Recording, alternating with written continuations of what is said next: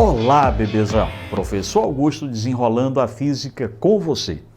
A gente vai estudar hoje um movimento uniformemente variado. Ora, vamos ver que movimento uniformemente variado é esse. Movimento uniformemente variado, você vai lembrar que a velocidade é variável, ela fica mudando de valor o tempo inteiro, e a aceleração tangencial, aceleração escalar, constante e diferente de zero. Ora, como é que funciona mais ou menos esquematicamente esse movimento? Vamos pegar aqui uma ideia.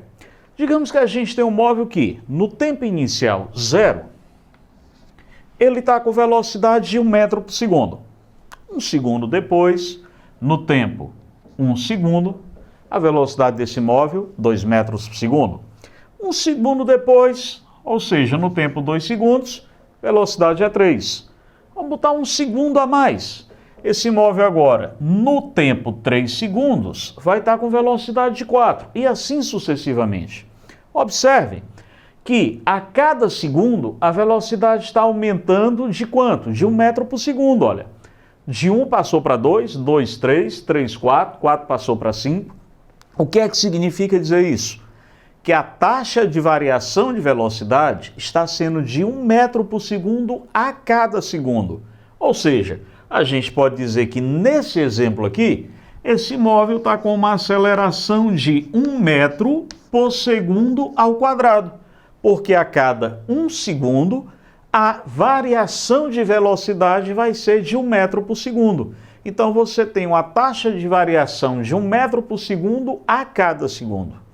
Agora, nota que o espaço não está aumentando do mesmo jeito que eu teria no movimento uniforme. No movimento uniforme eu teria o aumento de espaço igual para tempo igual.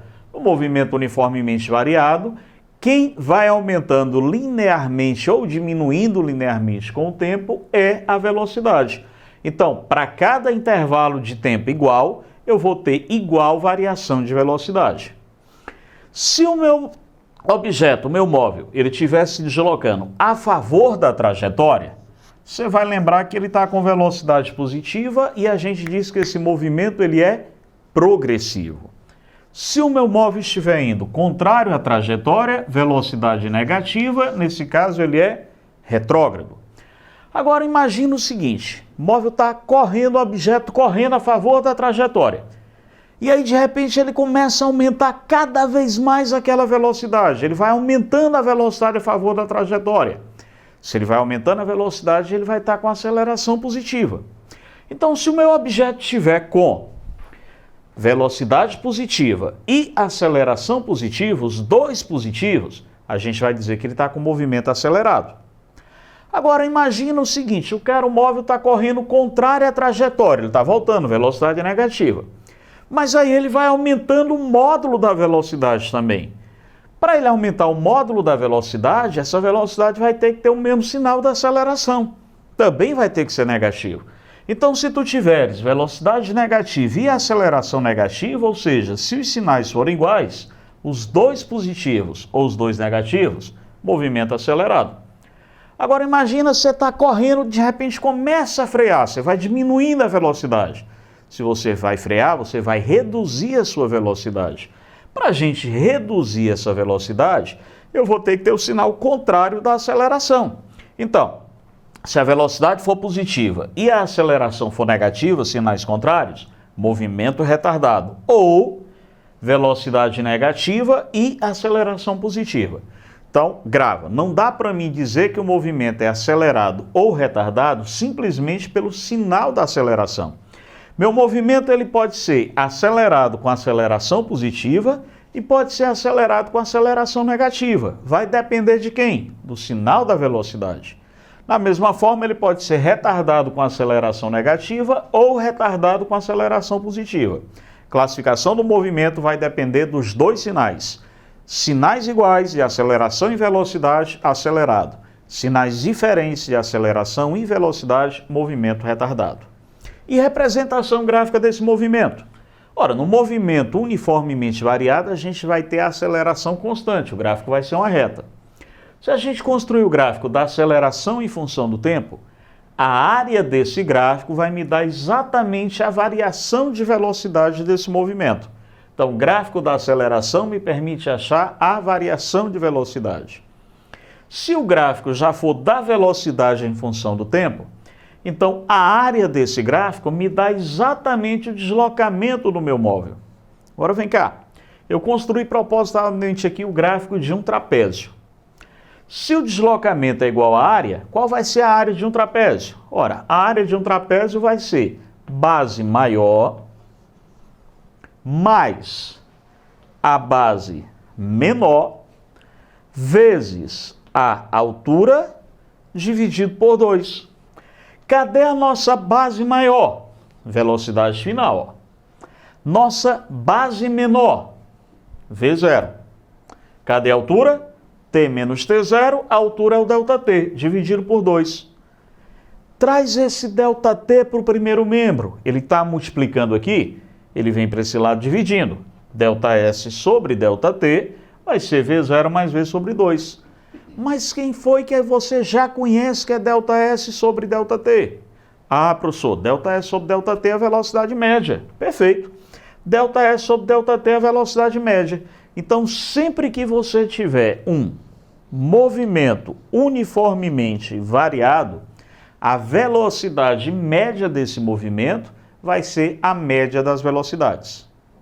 Ora, e se nós tivermos um gráfico do espaço em função do tempo?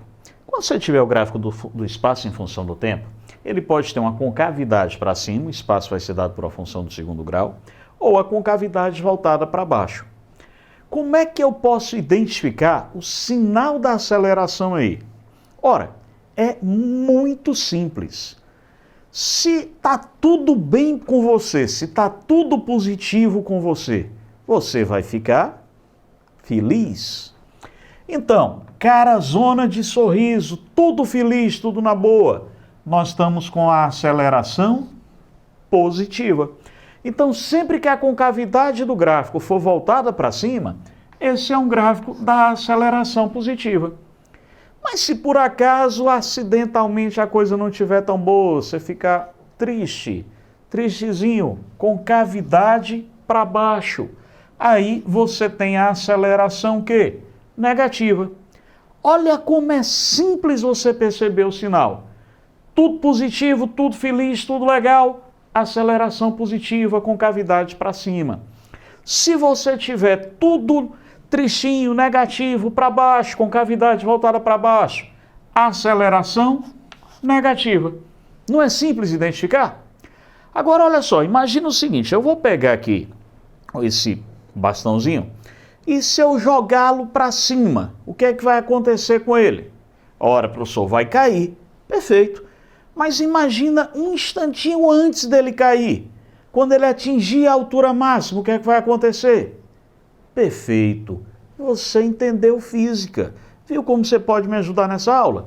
Então, eu vou ter a velocidade nula. Então, toda vida que a gente tiver o vértice da nossa parábola, a velocidade é nula. Vamos representar isso aqui nesse gráfico? Para lembrar que a velocidade é nula aqui, vamos fazer esse cara botar a linguinha de fora. Você vai lembrar que no vértice, a velocidade é quanto, professor? 0.